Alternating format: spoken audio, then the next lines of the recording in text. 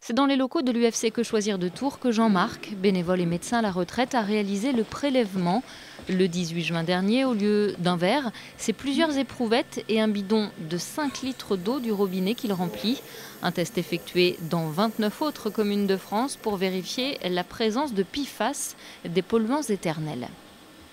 J'ai mis ces containers dans un emballage frigorifique que j'ai adressé à un laboratoire spécialisé à Poitiers. Résultat, dans 29 des 30 communes testées, on retrouve ces molécules nocives non dégradables. Les 10 PFAS qui ont été retrouvés à Tours, avec les concentrations. Alors la demande, c'est bien entendu de réactiver le projet de loi qui a été enterré par la dissolution de l'Assemblée nationale et qui interdisait l'usage de ces PFAS, dont, je vous le rappelle, 2 d'entre eux sont considérés comme cancérogènes certains chez l'homme. Ces PFAS, on les retrouve dans les vêtements imperméabilisants, dans les semelles des fers à repasser, les poêles en téflon ou les isolants des fils électriques. Ils sont utilisés pour leurs propriétés anti-adhésives notamment. Ce sujet, le député Charles Fournier le connaît bien. En juin 2023, il fait analyser une mèche de ses cheveux. 8 polluants éternels y sont retrouvés. Depuis, il milite pour l'interdiction de ces PFAS dès que c'est possible.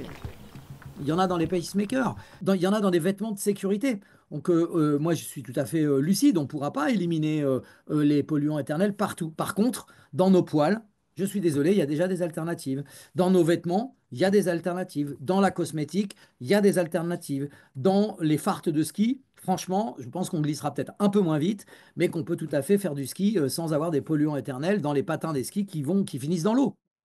En janvier 2026, une directive européenne va obliger les collectivités à rechercher 20 de ces molécules dans l'eau de consommation. En région centre, on le fait déjà depuis le 1er janvier 2024, mais uniquement sur les grandes collectivités, car ces analyses ont un coût. Les PFAS, on les recherche 1 à 2 fois par an sur une unité de distribution. Et si on retrouve un résultat ou qui limite ou qui dépasse, c'est là où on recherche beaucoup plus souvent. Une analyse de PFAS, c'est 300 à 400 €.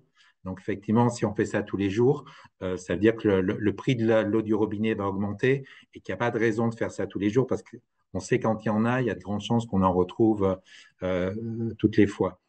Le 20 février prochain, à l'Assemblée nationale, les écologistes présenteront une proposition de loi visant à interdire les per- et polyfluoroalkylés. Sur les milliers de PFAS créés par l'industrie, seulement 3 sont aujourd'hui interdits.